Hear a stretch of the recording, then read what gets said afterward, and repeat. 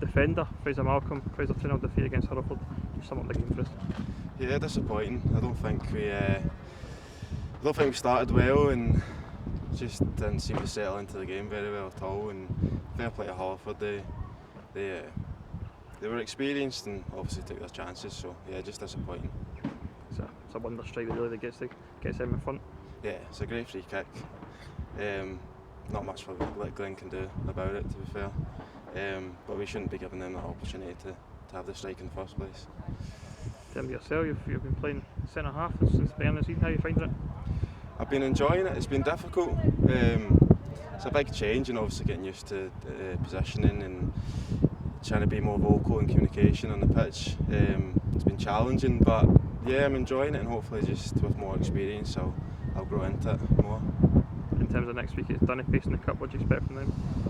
They'll be good. I believe they're east of Scotland as well, yeah, so it's a good league, and you always come up against good teams, as we saw with Pennycook. So yeah, that'll be a tough game, but hopefully just go there and from the start, dominate and hopefully get through to the next round. Cheers, Fraser. Thank you.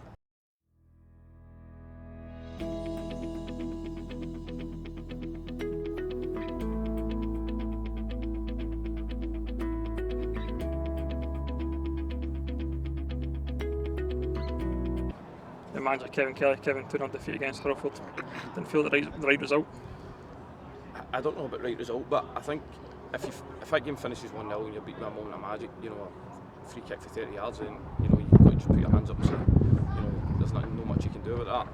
The second goal, we've got to be better. We've got to be better at the second goal. I think communication probably kills us. We do the first bit right, and then it's reacting to that second bit. But listen, I can't take credit away. It's a great finish, and the game finishes 2-0. I don't think it was for a lack of effort. You see players in there. Some of them are absolutely dead on their feet, most of. But we just need to try and find that killing edge as well. We've got to put a chance away. We took great chances in the first half.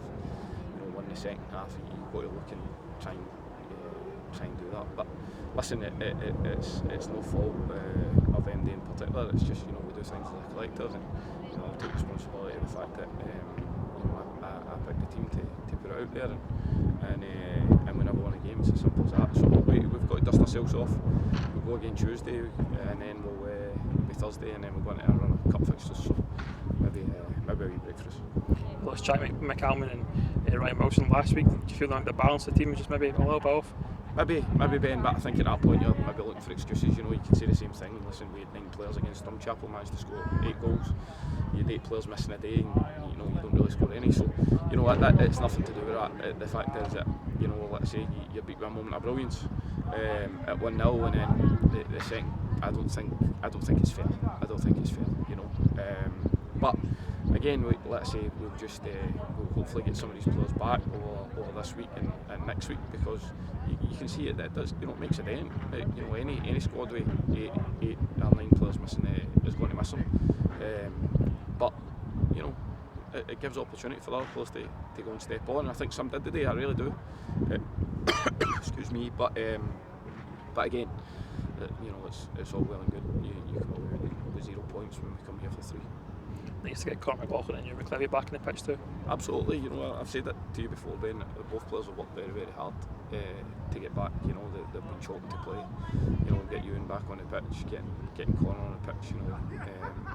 It was good to see both of them. They both had to what we're trying to do, and it's just about managing them and managing what we can get out of them as well. So now both players, we're very happy to have back, but we'll just reflect on today as a group and push on come Tuesday. In terms of the rest of the squad, what's kind of the updates in terms of injuries? Aye, there's a couple. We're probably looking at 1 or 2 maybe out for a week or 2. We might have one back, and then we have actually 2 in body. So it's a tough time, but you can see the players are more than capable there, Ben. It's got nothing to do with personnel or a heart or effort. Sometimes you just don't get a rubber of green, and like I say, a moment of magic today. 30 yards free kick, you've just got to say, well, that's what it is. But you just got to find a wee bit more creativity, that cutting edge at the top of the pitch. extra bit of quality at times.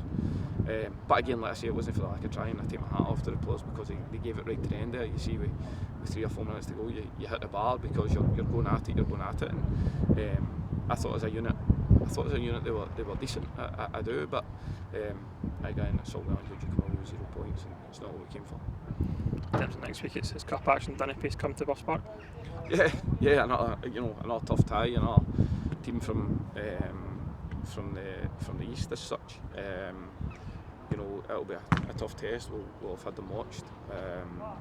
We'll hopefully, let's say, maybe have 1 or 2 back for next week. But we just need to reflect on today. Use it as energy, positive energy. I said to the players before, there's no such thing as failure. The fact of the matter is that it's a chance for you to learn, and as long as you learn, then that's great. And they certainly will. The players will take that today and use it next week into a cup tie, because sometimes people can look at league games that you get a second bite of the cherry because you get a game home and away. You go into a cup tie and you only get 1 chance. So we'll prepare. John, Saunders, Blackie, and myself. We'll prepare as a management team for that and get the players ready for next Saturday. And a cup tie at home actually is nice to have. Cheers, Gavin. Thanks.